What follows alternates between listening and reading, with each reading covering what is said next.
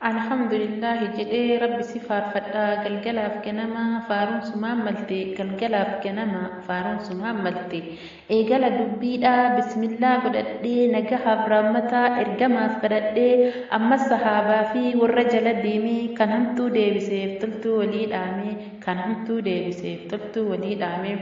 salaamtaan dagannee mirqaanan naan kutee assalaamu alaikum warahmatullaahi hundi obboleessaa assalaamu alaikum warahmatullaahi wabarakaatuhu hundi obboleetti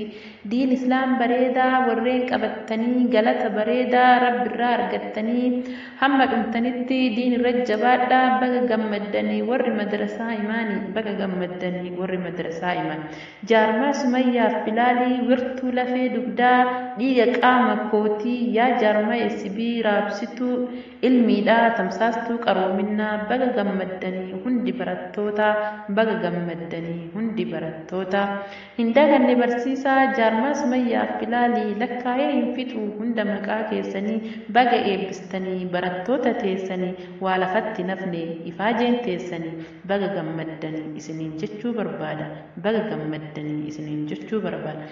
alhamdulillah yaa rabbi yaa allah waan jabaate hundaaf laaffisaan koosuma muraada jara kanaa atummaan naa gahi muraada jara kanaa atummaan naa gahi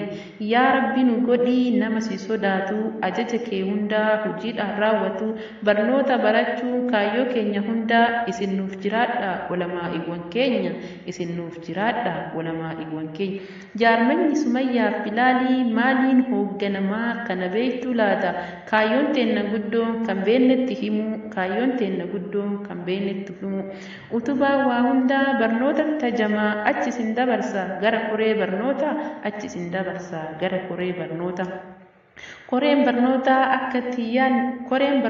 akka tiyyaanneef waa hunda mijjeessaa aadiyoo ustaasota isan nuuf barreessa aadiyoo ustaasota isan nuuf barreessa maal kana qofa barataa barsiisaa maamila isaan godhee beekaa fi wallaalaa walitti firoomsee galatoomiisiin jedha galanni kee guddaa galatoomiisiin jedha galanni kee guddaa kana qofaa miti ka warra barnootaa waa xiqqoo dubbadhee asuma gabaabsa achi sin dabarsa gara warra hawaasummaa achi sin dabarsa gara warra hawaasummaa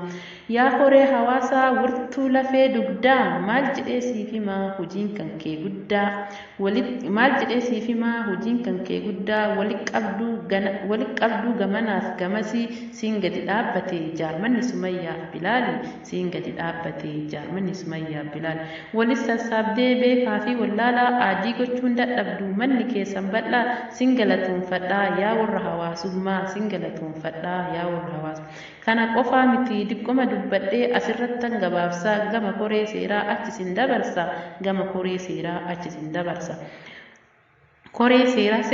seera jechuun afaan qofa seetaa diddiriirsee jira ittiin bulmaata hundaa diddiriirsee jira ittiin bulmaata hundaa tokkollee hin miidhu bar warri seeraa ija seeraa qofaan addaan ilaalama seera barachuu feenaa kottu gara jaarmaa balballi isaanii bana seera baruu feenaan kottu gara jaarmaa balballi isaanii bana si'issi galatoonfadha yaa warra koree seeraa atis naa galatoomi jabaadhu ammallee atis naa galatoomi jabaadhu ammallee